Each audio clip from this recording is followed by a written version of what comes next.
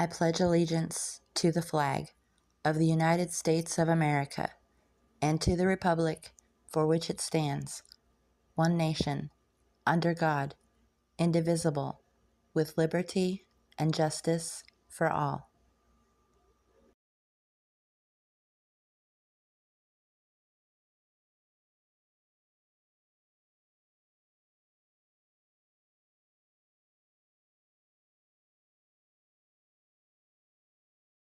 The unity of government which constitutes you one people is also now dear to you.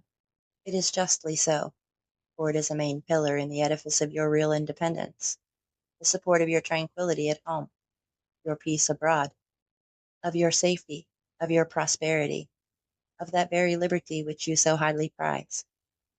But it is as easy to foresee that from different causes, and from different quarters, much pains will be taken, many artifices employed, to weaken in your minds the conviction of this truth.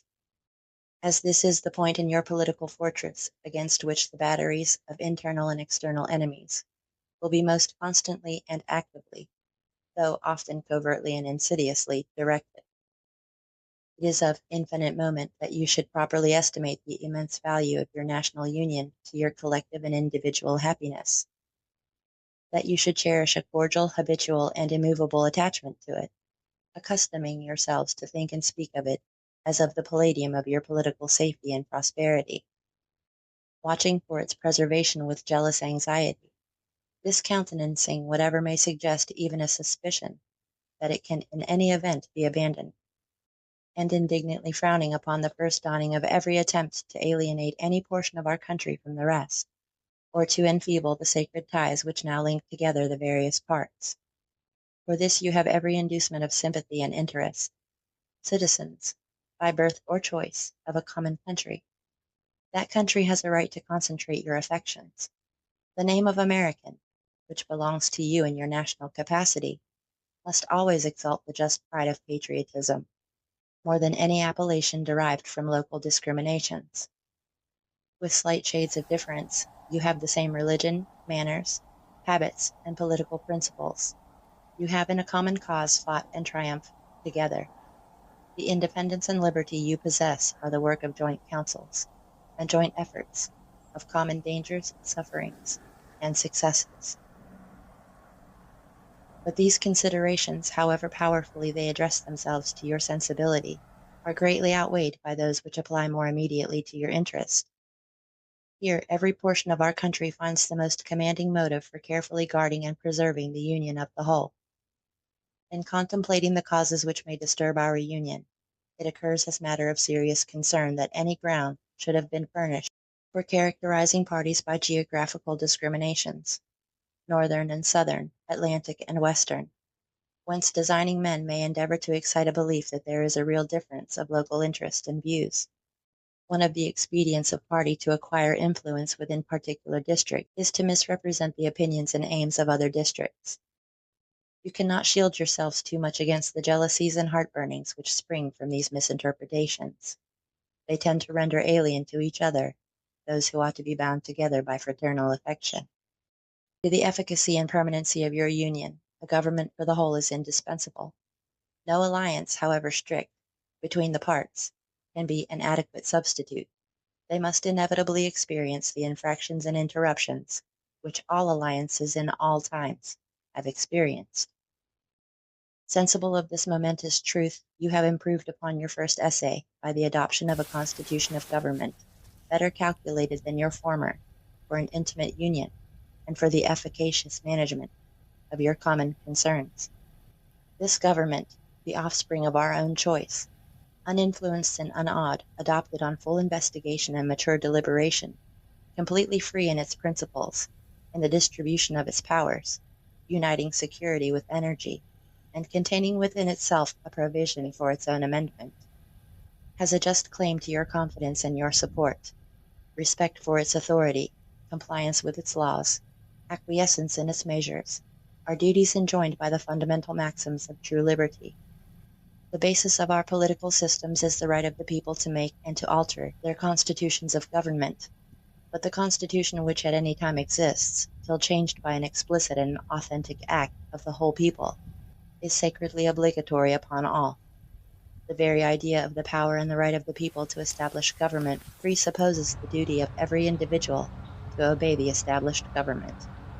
All obstructions to the execution of the laws, all combinations and associations under whatever plausible character, with the real design to direct, control, counteract, or awe the regular deliberation and action of the constituted authorities, are destructive of this fundamental principle and of fatal tendency. They serve to organize faction, to give it an artificial and extraordinary force, to put in the place of the delegated will of the nation the will of a party, often a small but artful and enterprising minority of the community, and according to the alternate triumphs of different parties, to make the public administration the mirror of ill-concerted and incongruous projects of faction, rather than the organ of consistent and wholesome plans, digested by common councils, and modified by mutual interests. However combinations or associations of the above description may now and then answer popular ends, they are likely, in the course of time and things, to become potent engines, by which cunning, ambitious, and unprincipled men will be enabled to subvert the power of the people, and to usurp for themselves the reins of government, destroying afterwards the very engines which have lifted them to unjust dominion. Towards the preservation of your government and the permanency of your present happy state, it is requisite, not only that you steadily discountenance irregular oppositions to its acknowledged authority, but also that you resist with care the spirit of innovation upon its principles, however specious the pretexts. One method of assault may be to effect, in the forms of the Constitution, alterations, which will impair the energy of the system, and thus to undermine what cannot be directly overthrown. In all the changes to which you may be invited, remember that time and habit are at least as necessary to fix the true character of governments as of other human institutions; that experience is the surest standard by which to test the real tendency of the existing constitution of a country; that facility in changes, upon the credit of mere hypothesis and opinion, exposes the perpetual change, from the endless variety of hypothesis and opinion. And remember especially that for the efficient government of your common interests, in a country so extensive as ours, a government of such vigor as is consistent with the perfect security of liberty is indispensable. Liberty itself will find in such a government, with powers properly distributed and adjusted, its surest guardian. It is indeed little else than a name, for the government is too feeble to withstand the enterprises of faction, to confine each member of the society within the limits prescribed by the laws, and to maintain all in the secure and tranquil enjoyment of the rights of person and property. I have already intimated to you the danger of parties in the state, with particular reference to the founding of them on geographical discriminations. Let me now take a more comprehensive view, and warn you in the most solemn manner against the baneful effects of the spirit of party generally. This spirit, unfortunately, is inseparable from our nature, having its root in the strongest passions of the human mind. It exists under different shapes in all governments, more or less stifled, controlled, or repressed. But in those of the popular form, it is seen in its greatest rankness, and is truly their worst enemy. The alternate domination of one faction over another, sharpened by the spirit of revenge, natural to party dissension, which in different ages and countries has perpetrated the most horrid enormities, is itself a frightful despotism. But this leads at length to a more formal and permanent despotism. The disorders and miseries which result gradually incline the minds of men to seek security and repose in the absolute power of an individual, and sooner or later the chief of some prevailing faction, more able or more fortunate than his competitors, turns this disposition to the purpose of his own elevation on the ruins of public liberty, without looking forward to an extremity of this kind, which nevertheless ought not to be entirely out of sight. The common and continual mischiefs of the spirit of party are sufficient to make it the interest and duty of a wise people to discourage and restrain it. It serves always to distract the public councils and enfeeble the public administration. It agitates the community with ill-founded jealousies and false alarms, kindles the animosity of one party against another, foments occasionally riot and insurrection. It opens the door to foreign influence and corruption, which finds a facilitated access to the government itself through the channels of party passions. Thus the policy and the will of one country are subjected to the policy and will of another. Against the insidious wiles of foreign influence, I conjure you to believe me, fellow citizens. The jealousy of a free people ought to be constantly awake, since history and experience prove that foreign influence is one of the most baneful foes of republican government. But that jealousy to be useful must be impartial, else it becomes the instrument of the very influence to be avoided, instead of a defense against it. Excessive partiality for one foreign nation and excessive dislike of another cause those whom they actuate to see danger only on one side, and serve to veil and even second the arts of influence on the other. Real patriots who may resist the intrigues of the favorite are liable to become suspected and odious, while its tools and dupes usurp the applause and confidence of the people to surrender their interests. The great rule of conduct for us in regard to foreign nations is in extending our commercial relations, to have with them as little political connection as possible. So far as we have already formed engagements, let them be fulfilled with perfect good faith. Here let us stop.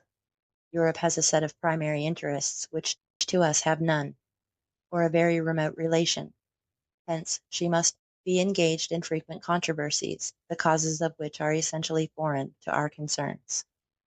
Hence, therefore, it must be unwise in us to implicate ourselves by artificial ties in the ordinary vicissitudes of her politics, or the ordinary combinations and collisions of her friendships or enmities. Our detached and distant situation invites and enables us to pursue a different course. We remain one people under an efficient government. The period is not far off when we may defy material injury from external annoyance. When we may take such an attitude as will cause the neutrality we may at any time resolve upon to be scrupulously respected. When belligerent nations, under the impossibility of making acquisitions upon us, will not lightly hazard the giving us provocation, when we may choose peace or war, as our interest, guided by justice, shall counsel. Why forego the advantages of so peculiar a situation? Why quit on our own to stand upon foreign ground? Why, by interweaving our destiny with that of any part of Europe, entangle our peace and prosperity in the toils of European ambition, rivalship, interest, humor, or caprice? It is our true policy to steer clear of permanent alliances with any portion of the foreign world, so far, I mean, as we are now at liberty to do, for let me not be understood as capable of patronizing infidelity to existing engagements. I hold the maxim no less applicable to public than to private affairs, that honesty is always the best policy. I repeat it, therefore, let those engagements be observed in their genuine sense, but in my opinion it is unnecessary and would be unwise to extend them. George Washington's Farewell Address, 1796.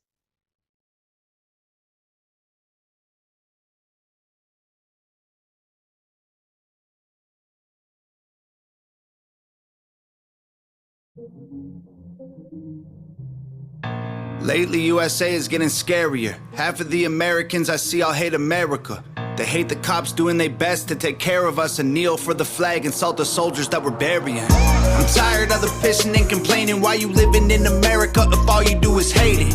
You think it's brave to take a stand against the nation? Real bravery is dying for the right so you can say it. Dear America, what happened to Americans? Apparently no one's aware or cares that it's embarrassing, it's arrogance. Our greatest enemy was always slavery and terrorists, and now it's people in the country trying to burn the heritage.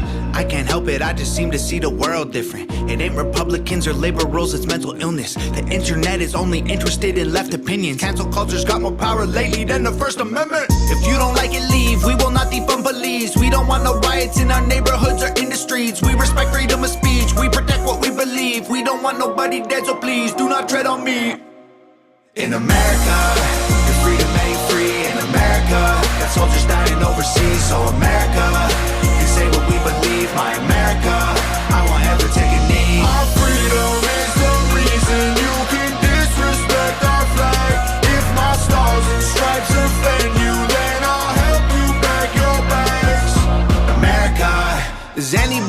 what the hell happened to the patriots. Lately this nation is so ashamed and hating itself. Did everyone forget that people died to pay for this? Ungratefulness, United States gave everything to you just to help. I just wanna celebrate Thanksgiving with my family. I don't need your help to understand it was a tragedy. Can I just be thankful for my country eating happily without you trying to guilt me for the genocide and casualties? I can't help it, I just seem to see the world different.